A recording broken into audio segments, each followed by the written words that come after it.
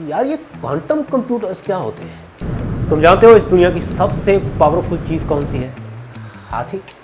मैंने पावरफुल पूछा है, वजनदार नहीं पूछा है। हाँ तो हाथी से ज़्यादा पावर किस में होगी फिर? यार तू हर चीज़ को लिटरली क्यों लेता है और तुम हर चीज़ में अपनी साइंस क्यों घसीटते हो? बात साइंस की नहीं है, बात रियलिटी की है। चलो छोड़ो यार, तुम ही बता दो कौन सी है। ज़्यादा से ज़्यादा व्हेल मछली होगी और क्या। व्हेल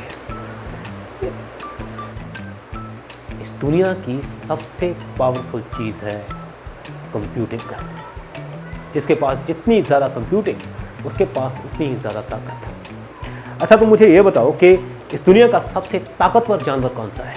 हाँ, मेरा मतलब है शेर। अभी शेर नहीं, भेड़। इंसान।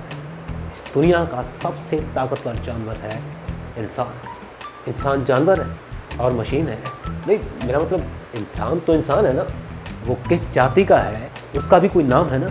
हाँ जाति तो है ना, ये हिंदू मुस्लिम सिख। अरे जाने दे यार, इनसे भी कभी ऊपर उठ जाया कर। हर बात में हिंदू मुस्लिम सिख। हाँ फिर उसमें क्या है? ये तो होगा ही, यही तो हमारी पहचान है। अरे तेरी पहचान कुछ नहीं है। इस इतने बड़े यूनिवर्स के आगे तू एक चींटी से भी छोटा है। चींटी? पहले कह रहा था इंसान जानवर है, अब कह रहा है चींटी है। मुझे यार तेरी समझ नहीं आती। क्या तेरी समझ में आ रहा है मैं क्या कह रहा हूँ? अरे नहीं यार, तू तो नाराज़ हो गया। बता ना यार, क्या है क्वांटम कंप्यूटिंग? समझ पाओगे और क्या यार? हाँ तुम्हें क्या लगता है? लगता तो नहीं है, पर फिर भी एक बार और देख लेता हूँ। तो क्वांटम कंप्यूटर्स को समझने से पहले तुम्हें यह समझना होगा कि आजकल के कंप्यूटर्स क्या हैं। क्या है? क्या है? क्या है? अरे तुम बताओ ना कि क्या है, कि तुम आजकल के कंप्यूटर्स को कैसे समझते हो। उसी हिसाब से मैं तुम्हें समझा पाऊंगा ना कि तुम क्वांटम कंप्यूटर्स को कैसे समझोगे। मैं बहुत कुछ समझता हूँ आजकल के कंप्यूटर्स के बारे में। जैसे हम कंप्यूटर्स पर मूवीज़ देख सकते हैं, गाने सुन सकते हैं, वीडियो गेम्स खेल सकते हैं, बस। और मेरा मतलब पिक्चर्स एडिट कर सकते हैं पेंट में जाके। और तुम्हें लगता है कि यही कंप्यूटर है बस, और क्या फिर? अरे भेड़ की खाल। जैसे जहाँ से असली सोच शुरू होती है तेरी सोच खत्म हो जाती है, वैसे ही जहाँ से कंप्यूटिंग शुरू होती है तेरी कंप्यूटिंग खत्म हो जाती है। गेमिंग को छोड़कर तूने जितनी भी चीज़ों का नाम लिया उनमें कोई ख़ास कंप्यूटिंग पावर की ज़रूरत नहीं पड़ती, और क्वांटम कंप्यूटर्स के आ जाने से उनमें कोई ख़ास फ़र्क नहीं पड़ेगा। तो फिर क्वांटम कंप्यूटर्स का फ़ायदा क्या है? हाँ बेटा, तुझे जिसका फ़ायदा नहीं है तुझे लगता है कि किसी को भी नहीं है। अगर इंसान तुम्हारे हिसाब से जी रहे होते ना तो आज भी हम बंदर ही होते। फिर भी यार बताओ तो सही कि क्वांटम कंप्यूटर्स का फ़ायदा क्या है? क्यों दुनिया मरी जा रही है इसके पीछे?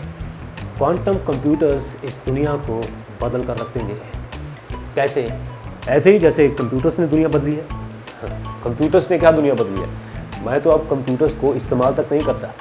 तुम जो फ़ोन इस्तेमाल करते हो ना, वो भी एक तरह का कंप्यूटर ही है, और उससे जो तुम तरह तरह की चीज़ें करते हो वो इसलिए कर पाते हो क्योंकि किसी जगह पर बड़े बड़े कंप्यूटर्स लगे हुए हैं। अरे ठीक है भाई, समझ गया। अब तो बता दे क्वांटम कंप्यूटर्स क्या हैं। पहले कंप्यूटर को समझ के कंप्यूटर क्या है। कंप्यूटर एक कैलकुलेटर है जो कि कैलकुलेशंस कर सकता है, और क्वांटम कंप्यूटर जो है वो एक बहुत ज़्यादा तेज़ कैलकुलेटर है जो उन्हीं कैलकुलेशंस को बहुत ज़्यादा तेज़ी से कर सकता है, हज़ारों लाखों गुना ज़्यादा तेज़ी से। कैलकुलेटर मतलब कि जो वो जोड़ गुना भाग घटाव करता है। हाँ तो फिर वो तो खुद भी हम कर सकते हैं, उसमें क्वांटम कंप्यूटर्स की क्या ज़रूरत है? तुझे क्या लगता है कि ये जोड़ घटाव गुना भाग से क्या होता है? हिसाब किताब होता है और क्या। और हिसाब किताब से क्या होता है? हिसाब लगता है कि किसको कितने पैसे देने और किससे कितने पैसे लेने। नहीं, सिर्फ यही नहीं, इससे ये भी हिसाब लगता है कि नेचर ने कितना देना है और कितना लेना है। हाँ मतलब कि इस दुनिया में क्या बनेगा और क्या मिटेगा। मतलब कि साइंस के नाम पर कुछ भी। ये पूरे का पूरा यूनिवर्स जो है ये कैलकुलेशंस पर चलता है। तो मानो या ना मानो, पर कैसे? चलो छोड़ो यार। नहीं, अब तो मैं समझ के ही रहूँगा। बेटा दिमाग फट जाएगा तेरा। अब तो चाहे कुछ भी फटे, पर मुझे समझना है। ओके, तो कंप्यूटर क्या है? अबे बता तो चुका हूँ। ऐसे नहीं, एक्चुअली में कंप्यूटर कैसे काम करता है? बिजली से। तुम रहने दो यार, मैं समझाता हूँ। देखो कंप्यूटर जो है वो सिर्फ दो चीज़ों पर काम करता है, 1 और 0। 1 का मतलब है लाइट ऑन और 0 का मतलब है लाइट ऑफ। तो लाइट ही हुई ना वो। हाँ यार, पहली बार तूने गलती से सही जवाब दिया। तो 1 और 0 से मतलब कि लाइट ऑन और ऑफ से हम इस दुनिया की हर एक चीज़ को कंप्यूटर के अंदर रिप्रेजेंट कर सकते हैं और कैलकुलेट भी कर सकते हैं। जैसे फॉर एग्जांपल 1 कंप्यूटर के अंदर 1 ही लिखा जाएगा, मतलब कि लाइट ऑन, कंप्यूटर के ट्रांजिस्टर्स के अंदर लाइट गुजर रही है या पास हो रही है। और अगर हमने कंप्यूटर के अंदर 0 लिखना है तो वो 0 ही लिखा जाएगा, मतलब कि लाइट ऑफ, उस कंपोनेंट के अंदर बिजली पास नहीं हो रही है। पर अगर हमें 2 लिखना हो तो हम लिखेंगे 1 और 0, मतलब कि एक कंपोनेंट के अंदर पास हो रही है और दूसरे के अंदर पास नहीं हो रही है।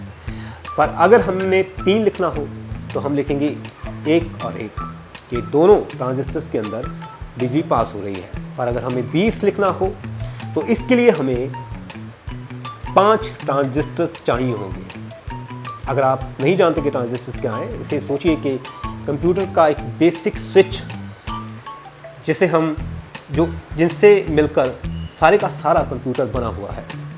तो हमें 5 स्विचेस चाहिए होंगी।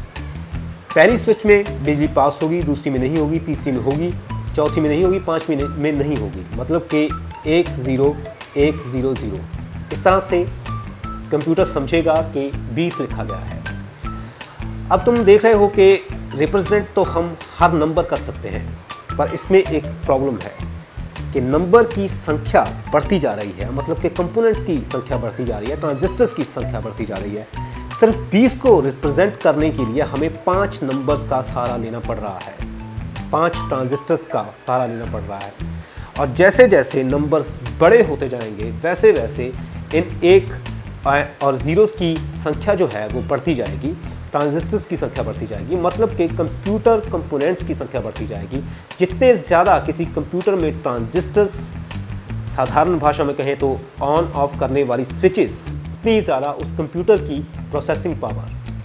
तो अब इन स्विचेस को इतना छोटा बनाया गया कि एक छोटी सी चिप में ये ऑन ऑफ करने वाली स्विचेस लाखों करोड़ों की संख्या में आ सकती हैं, और इसी से कंप्यूटर की प्रोसेसिंग पावर आती है, और इसी वजह से आज के कंप्यूटर्स काफ़ी तेज़ है। पर इसमें प्रॉब्लम ये है कि इन स्विचेस के छोटा होने की एक लिमिट है, और ये स्विचेस उस लिमिट के बाद और ज़्यादा छोटी नहीं हो सकती, और कंप्यूटर्स भी हद से ज़्यादा बड़े नहीं हो सकते। तो इसका मतलब ये है कि कंप्यूटर की प्रोसेसिंग पावर की एक लिमिट है, पर क्वांटम कंप्यूटर्स की प्रोसेसिंग पावर की कोई लिमिट नहीं है। कैसे मेरे भाई, एक वीडियो में इतना कुछ समझ के पागल हो जाओगे तुम? वो अगली वीडियो में।